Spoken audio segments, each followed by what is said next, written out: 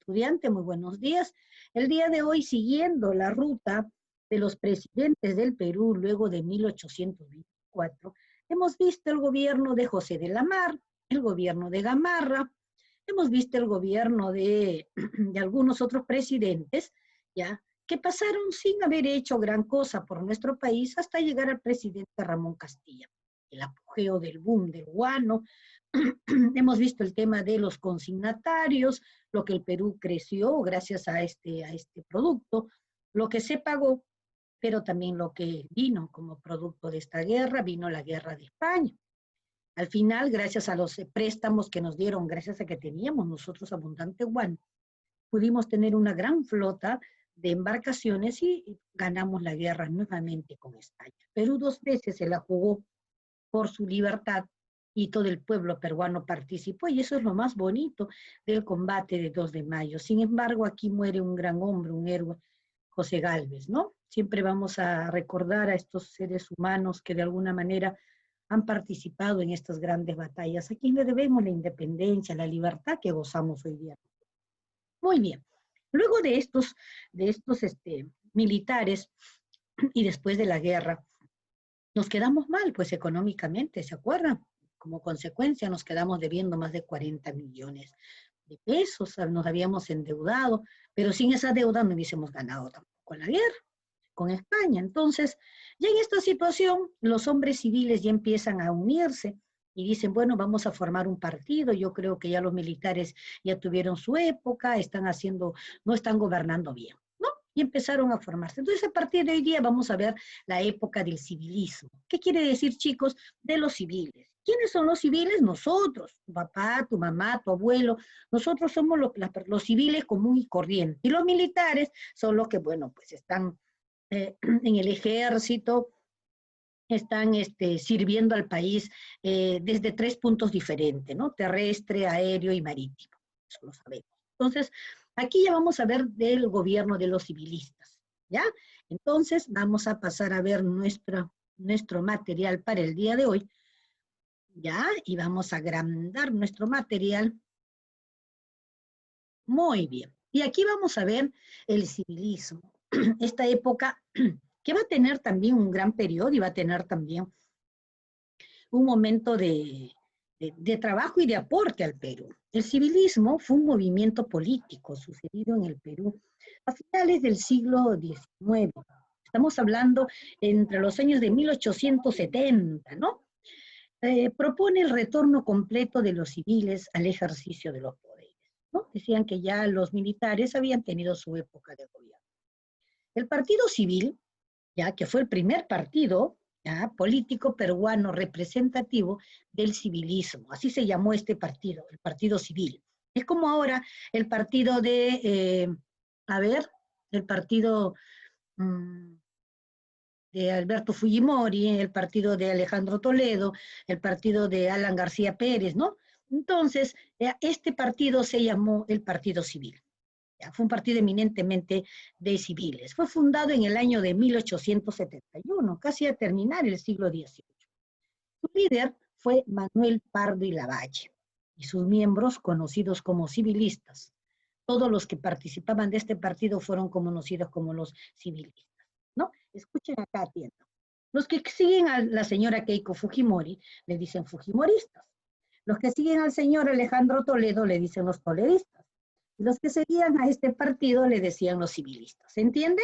Muy bien. Entonces, fue el partido más fuerte, más preponderante a finales del siglo XIX, a entradas pues, del siglo.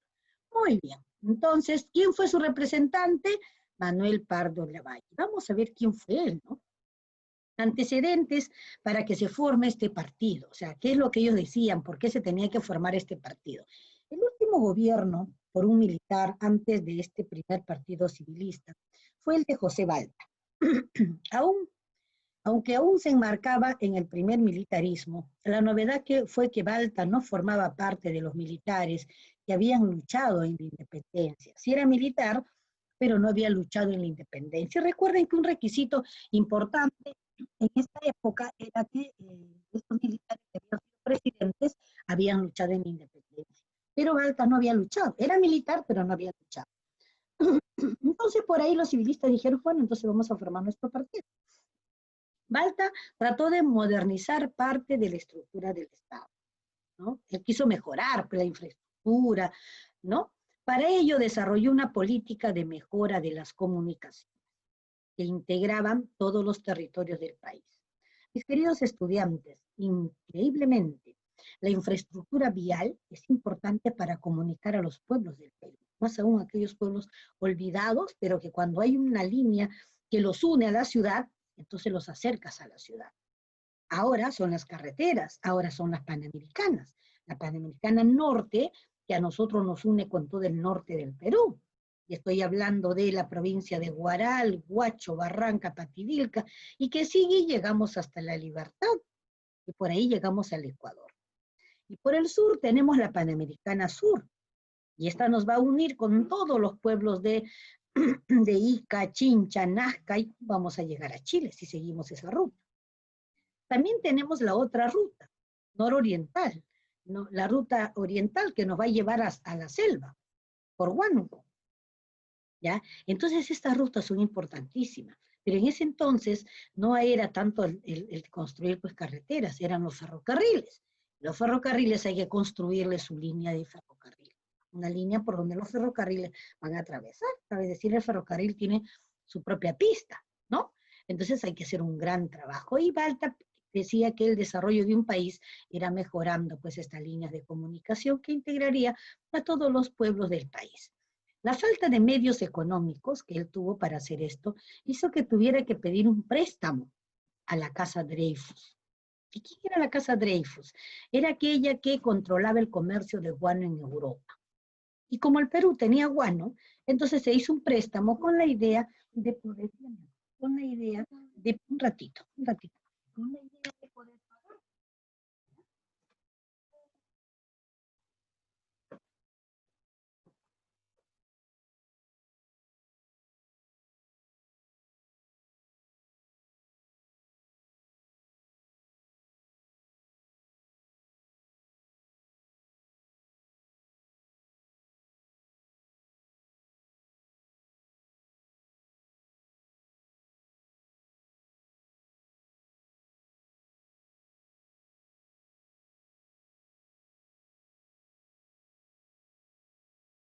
Muy bien, chicos, con las disculpas del caso. A ver, entonces, él hizo el préstamo, pues, en esta Casa Dreyfus, que era la que otorgaba préstamos, porque ella era la que manejaba todo el comercio que llegaba del mundo hacia Europa. Recuerden que el guano era importante, y el Perú tenía, de todas maneras, la isla de Chincha. Con el dinero conseguido, ordenó construir varias líneas férreas, ¿no? Recuerden las líneas por donde iba a pasar el ferrocarril. A corto plazo, este gasto provocó un aumento importante de la deuda, agravando la dura situación económica que ya atravesaba el Perú luego de la guerra con España. Por ese motivo fue que los civilistas empezaron a hacer un movimiento y crean pues el primer partido civil, liderado por Manuel Pardo y Lavalle.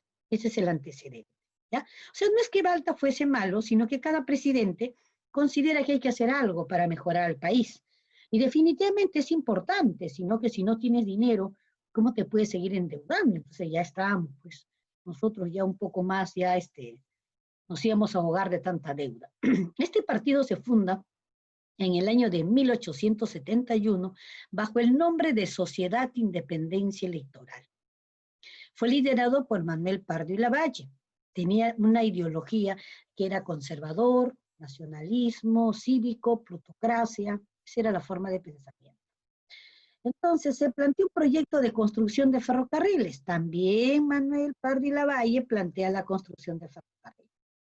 Este periodo de la historia del Perú forma parte de la denominada República Aristocrática y va desde el año de 1899 a 1919, porque quienes nos gobiernan, chicos, eran personas bastante adineradas, eran empresarios, ¿no? Que tenían bastante, bueno, bastante dinero, ¿no? Y que se conocían de empresas, por decirles así. Pero eminentemente también ellos consideraban que el desarrollo del país, para desarrollar había que mejorar las vías de comunicación. Muy bien, este partido civil tuvo algunas características muy especiales. Fue el primer partido civil peruano. político peruano, el Partido Civil. Muy bien. Su primer presidente, Manuel Pardo y Lavalle, surge en 1870 como oposición del gobierno ¿de quién? ¿De José? De José Balta. ¿Y quién era José Balta? Un militar, solo que con una característica muy peculiar. Este señor Balta era militar, pero no había participado en la batalla de Ayacucho, o sea, no había luchado en la independencia del Perú, ya sea en otras batallas, pero simplemente no había participado. Muy bien. Este partido estaba dirigido por una oligarquía limeña. Chicos, cuando se habla de oligarquía, es una palabra bastante trillada de hace muchos años, pero se habla de gente adinerada, aristocrática, que tiene mucho dinero, empresarios, ¿no? Por decirle así. Estuvo conformado principalmente por exconsignatarios. ¿Y quiénes son ellos? ¿Se acuerdan en la época del guano, cuando Ramón Castilla quería vender guano porque el guano era caro en Europa, pero no teníamos dinero? Entonces se consiguió unos consignatarios, que eran las personas que ellos pagaban, obreros, ellos llenaban el guano, ellos lo vendían, y después que lo vendían, ellos se descontaban los gastos más su ganancia y le devolvían lo que le quedaba. En este entonces era el 12%. De cada 100 soles, por decirle así, de cada 100 soles, ellos se quedaban con 12 soles por el gasto que habían hecho. Y así el gobierno peruano tenía dinero sin inversión. ¿Ya? Estos eran los consignatarios. Definitivamente consignatario era persona que se había enriquecido, porque imagínense millones y millones de toneladas de guano que se vendió. Ya quisiera yo ganar por vender algo solamente un porcentaje chiquitito, pero si vendo y tengo una venta segura, definitivamente voy a tener mucho dinero. Comúnmente estos dice que fueron, estos personajes fueron los que asumieron esta época llamada el civilismo del Perú. Tenían dinero, pues chicos, ¿no? Hombres de negocios, abogados, congregados por la figura de su líder, que era Manuel Pardo y Lavalle. La fuerza política tuvo un papel durante las 2 primeras décadas del siglo XX, cabe decir, desde 1899, un añito para 1900, hasta 1930 aproximadamente, que ellos gobernaron en ese lapsus. Pero recuerden que también los militares no han gobernado mucho tiempo, chicos, ¿no? Entre 1824, con todos los problemas que ellos tuvieron, hasta el año de 1870. ¿No? ¿Por qué? Porque tuvieron que enfrentar un montón de guerras, la Confederación Boliviana, la guerra de la Gran Colombia, la guerra de España, y por último, chicos, la guerra del Pacífico, que fue terrible. Pues imagínense cuántas guerras en ese año. Ese fue un año para el Perú, de verdad, así como se liberó en los primeros años de este siglo, también fue un año muy duro para nuestro país. Muy bien. Se disuelve el Partido Civil en el año de 1930. ¿Ah? Estamos hablando del partido en sí. ¿Ah? Muy bien. Pensamiento económico del civilismo que gobierna. Escuchemos. Pardo proponía la modernización del Perú. Al igual que José Balta, todos querían modernizar al Perú. Buscar el desarrollo de las bases materiales del Perú, como puentes, caminos, escuelas, ¿no? Y buscar incrementar la producción nacional. O sea, si bien es cierto, todos queremos mejorar, pero también cómo incrementas la producción nacional de tal manera que vas a tener mayores ganancias. Esa era la forma. Como era negociante, él decía, empresario, él decía, bueno, yo quiero modernizar al Estado, pero me va a costar, entonces debo de aumentar, incrementar la producción nacional para ganar más, ya sea no solamente con guano, sino con minerales, etc. Para Pardo, uno de los factores más importantes que favorecía el desarrollo de la producción eran los ferrocarriles, porque ya saben una vez más, unía a todos los pueblos del Perú. Y aunque ustedes no lo crean, mis queridos alumnitos, eso es cierto. Los pueblos más humildes del Perú, si se unen a Lima, todos salimos ganando, y ustedes también. Me dirán por qué. Ustedes comen alverjitas, comen tomates, comen zanahoria, y hay temporadas que en la costa, me refiero donde vivimos nosotros, no producimos alberjas. Entonces la alberja viene de Ayacucho, viene de Huancayo, y ustedes se van a dar cuenta porque son alberjas chiquitas, pero ustedes tienen la alberja, y a precios cómodos. Ahora se imaginan que no hay alberjas, que no se siembran alberjas en la costa ni en la sierra, ustedes no tendrían, y este producto sube a 5 soles hasta 8 soles el kilo. Entonces la idea es que ustedes tengan un producto que es muy necesario, a bajo precio y todos los meses del año. Esa es la idea. ¿Y cómo es que van a sacar estas personas humildes desde, a ver, desde los cerros, si es que no tienen una carretera que les va a ayudar a vender su producto? Por eso se llama el desarrollo económico depende de las carreteras. Por eso que los presidentes construyen mucho las carreteras. Ahora todos los pueblos más humildes del Perú llegan con carreteras y por eso ustedes tienen acceso al queso, a la leche, al pollo, a los frijoles, al garbanzo y a todos los productos que cuando tú vas al mercado limeño es una maravilla. Los mercados limeños tienen de todo y en todas las estaciones del año, porque recuerden que el Perú tiene 28 climas diferentes. Si en la costa no se puede sembrar alberjas, en la sierra sí se puede sembrar. Y así sucesivamente. Siempre vamos a tener los productos en todo el año, ¿no? ¿Han escuchado decir, señora, naranjas de Santa Rosa, señora, naranjas? ¿Por qué? Porque son temporadas todo el año. Muy bien. Yo vuelvo a mi clase, mis queridos chicos, solamente les estaba explicando la importancia de las carreteras. Muy bien. Seguimos. La importancia que dio Pardo a este aspecto ferroviario se debía a que el ferrocarril se había convertido en uno de los fenómenos más importantes del siglo XX, del siglo XIX en Europa. ¿No? En Europa era maravilloso y como ellos tenían mucho dinero viajaban a Europa y allá todo era ferrocarril. Lo que Pardo no pensó es que algún día estos países seguirían teniendo ferrocarril hasta ahora, mis queridos estudiantes. Yo conozco España, Italia, Francia, todos tienen ferrocarriles. Ahí no hay combis.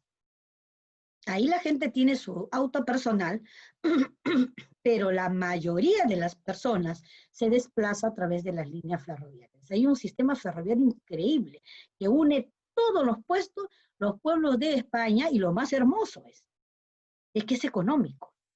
Y me refiero al centro, es como por decir que Lima tenga en sus conos, desde Ancón hasta Chaclacayo, tengo una línea ferrocarril, ¿no? Porque ya indudablemente, cuando es más lejos, ya se va en otro, ya se va a veces en otro, por avión, pero también se va por línea de tren. Entonces España tiene una muy buena red ferroviaria.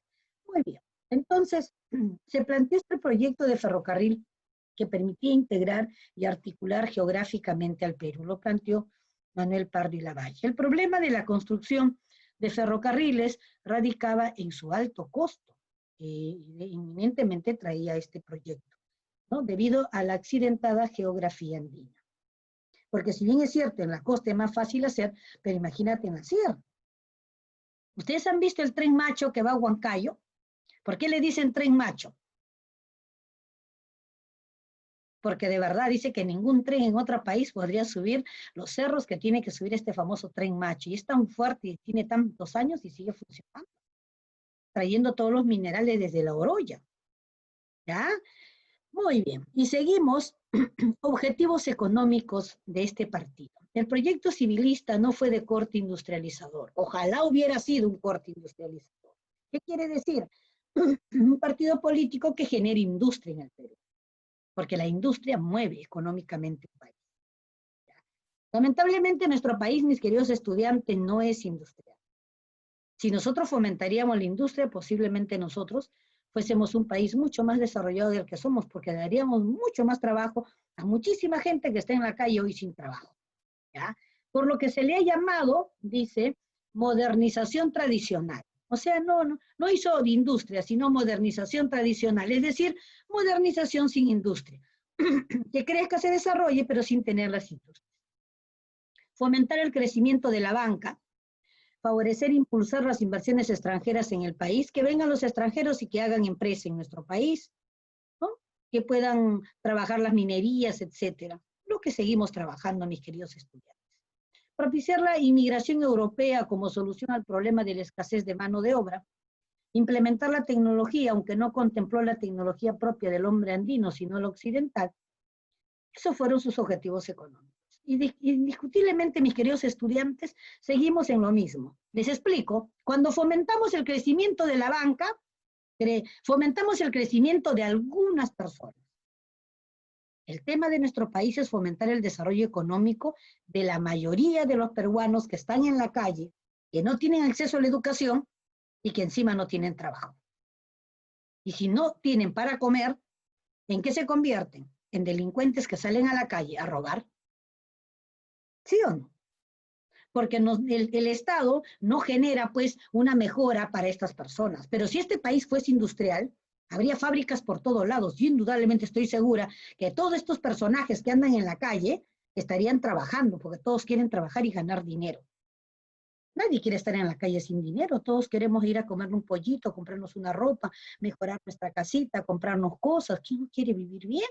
Todo el mundo queremos vivir bien.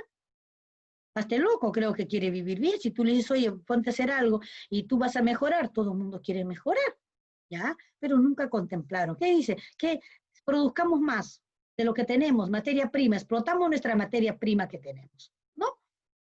Bueno, y implementan tecnología de afuera y no tecnología andina que hicieron los incas y que por ello produjeron todos los cerros que hoy día, chicos, están abandonados.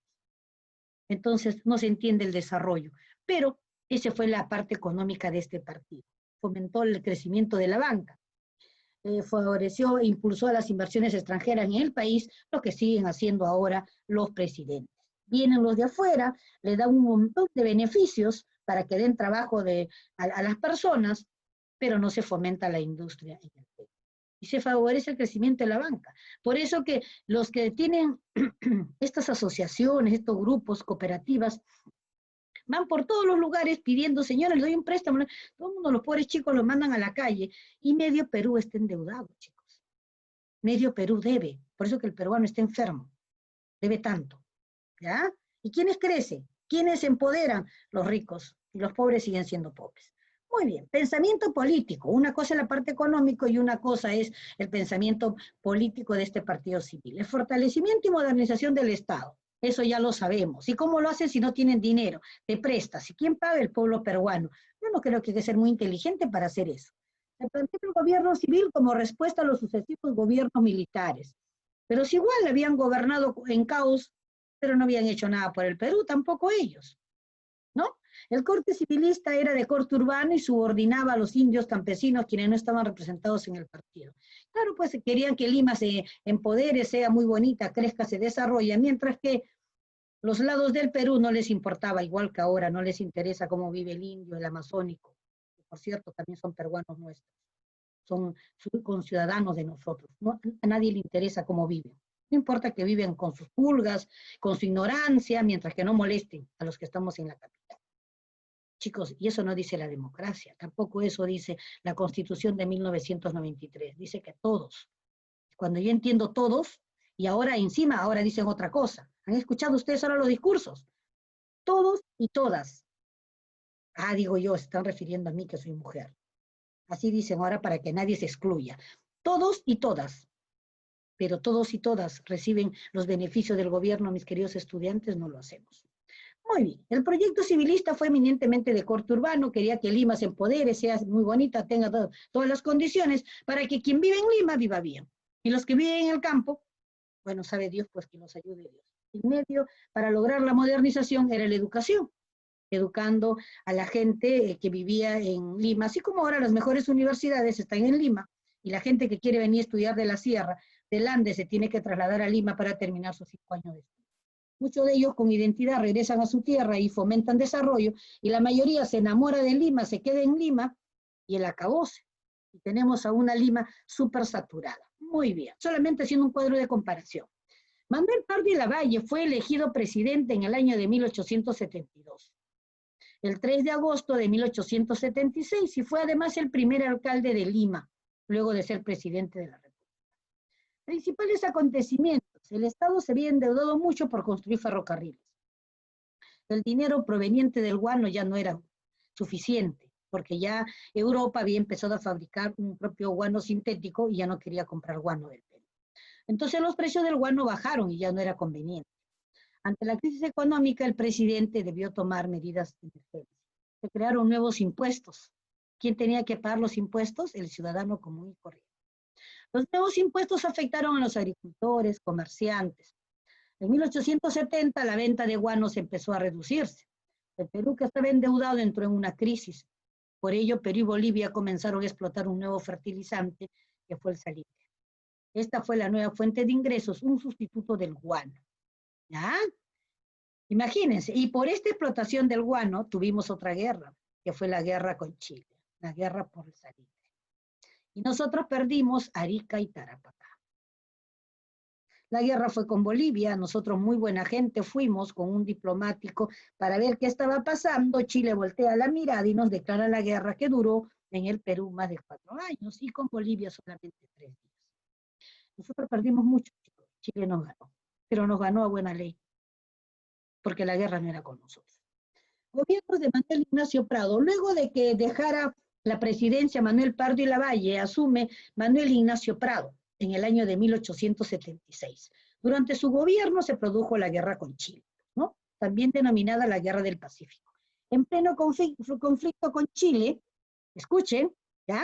Viaja a Europa con el fin de gestionar un emprestito para poder seguir con la guerra y comprar armamento, pero nunca regresó.